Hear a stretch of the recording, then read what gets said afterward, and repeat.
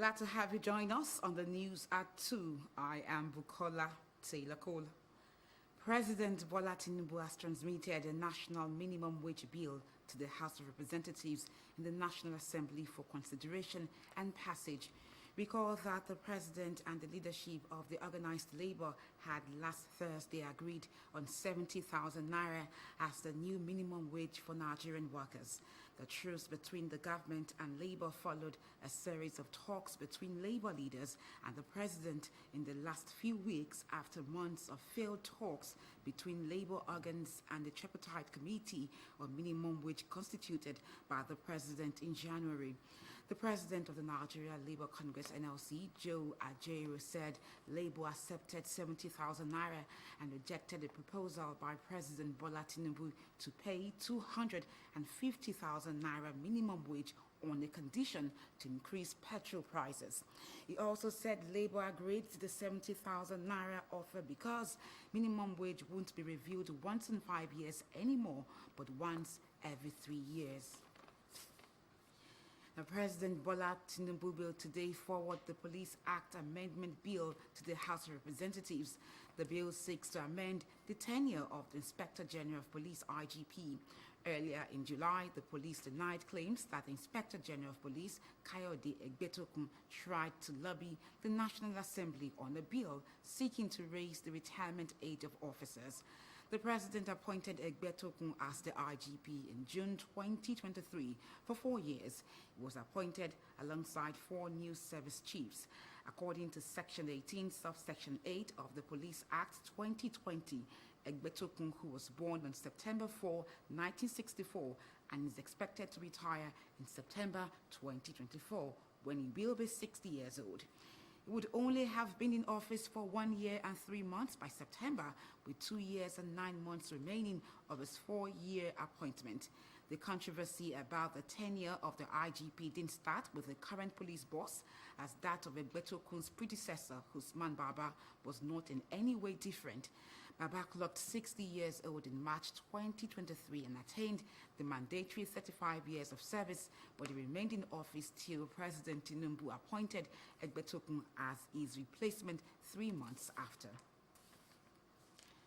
The ECOWAS Female Parliamentarians Association has held its Spotlight Initiative with the theme, Rethinking Women's Proportional Representation in Governance. Nigeria's First Lady, Senator Oluremi Tinubu, at the event said the Tinubu administration has made significant progress in this regard, but barriers still exist, especially culturally and socially. Senator Tinubu commended the Federal House of Representatives for its recent passage of the bill seeking 74 seats for women in the National Assembly in a bid to encourage more female participation in politics and governance. Significantly behind that of her male counterpart. Today we are reminded of the critical need to address and overcome the persistent gender disparities in our political systems. Despite the progress made, significant barriers still exist that inhibit the ability of African women to claim a larger stake in the political process. These barriers include deeply entrenched societal norms, systemic discriminatory practices, structural issues within our political systems, and financial incapability. The Speaker of the ECOWAS Parliament, who is also the first female to occupy the position, Right Honorable Hadija Maimunatu Ibrahima, in her remarks urged the First Lady of Nigeria to serve as a champion of the cause of better representation for women in governance in the region. Is a major obstacle to democracy and social progress in our countries. It is not a secret for anyone that women are faced with various obstacles to be elected in view of the lack of financial support, the inequalities in terms of the electoral laws, and lack of gender parity laws in most ECOWAS member states.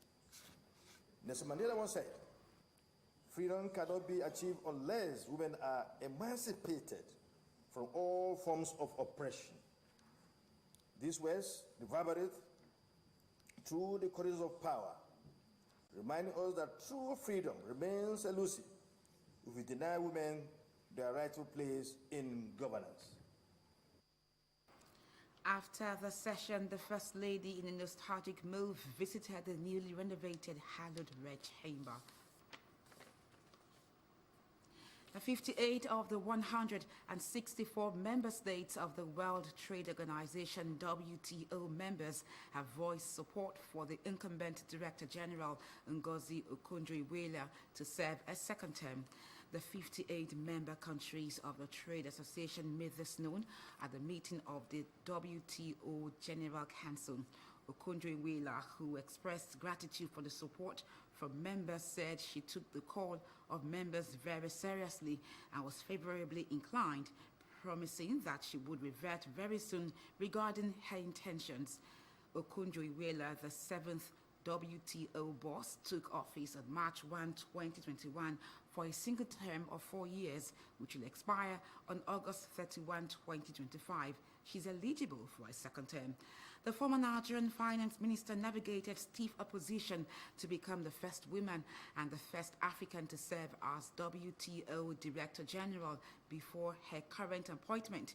She served twice as Nigeria's finance minister from 2003 to 2006 and from 2011 to 2015.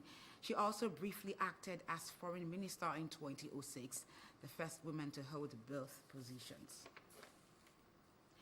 The Presidential Committee on Compressed Natural Gas Initiative wants more support as part of efforts by the Tinubu administration to further reduce hardship on Nigerians. This is coming at the sensitization program to further garner support. Omololu Sanwo has the report.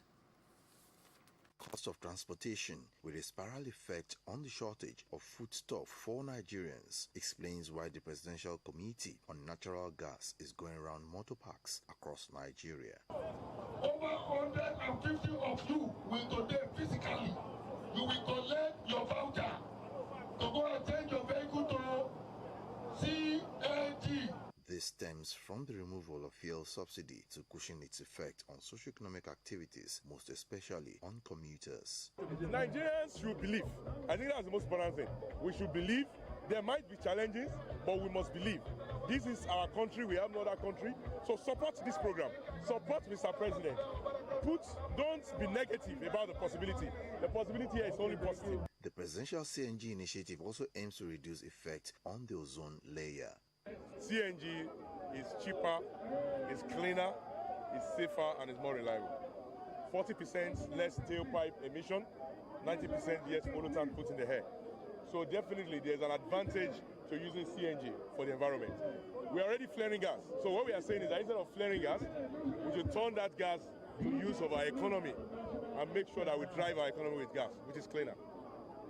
The mission to motor parks is to mobilize and also give free conversion kits to transporters in the quest to reduce the cost of moving goods and passengers. I provided places for you where the conversion will be done. One of them is going to be done right here. We have provided for you where you will buy the CNG gases. We have at Ilasa, we have at Agidingbi, we have at Ikeja, we have on the island, we have in Ikorodu, we have in Ebe, Ibolozuku, and in Imushi. There is nowhere we don't have it. You will be able to buy at 200 to 250 naira. The Presidential Committee on the Compressed Natural Gas Initiative has been to 14 states, and the plan is to reach all states across the Federation in line with the presidential directive. Omololu Sanwo, LTV News. In sports, players and officials have lauded the just concluded Ultimate Scrabble Showdown, describing the tournament as a great showcase for the growth of the sport in Nigeria. The maiden tournament was successfully held in Lagos over the weekend, with stakeholders calling for the initiative to be sustained. We have details in this report.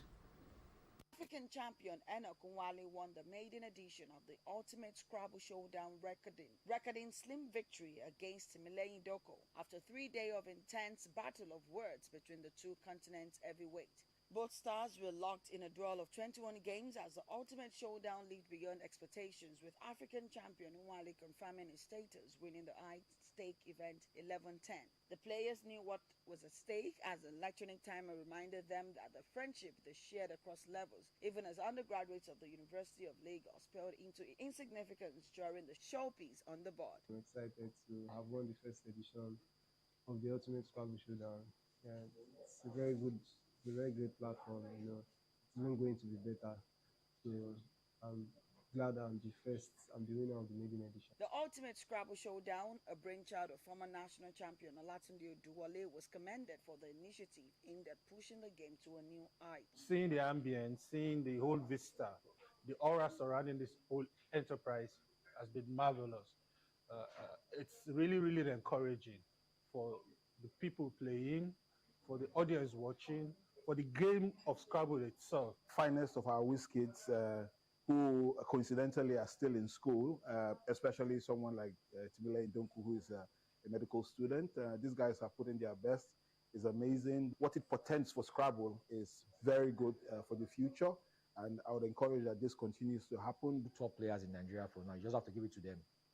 21 grueling games, you saw the performance, it was out of this world. Maybe I was just going to a tournament just to look for top placing, not struggle with these boys again, because with what they're pulling out now, there's no need to just bother myself about that again. They've played well, and I know this will encourage them to do more again. Considering the fact that they are still in the university, I mean, it's very encouraging. That means at the time they leave university, I mean, mature to other careers, they would have been really top-notch. Both players received various prizes, including stipends for the next 8 weeks. The two elite players also received wild card to the next edition, which will be an expanded version with other champions. For more news, connect with Lagos Television on these social media platforms.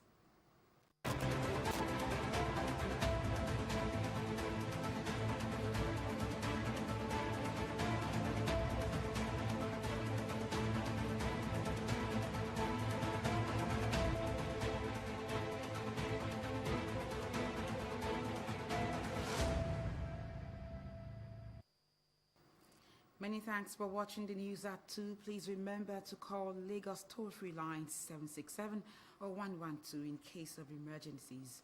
I am Bukola Taylor Cole.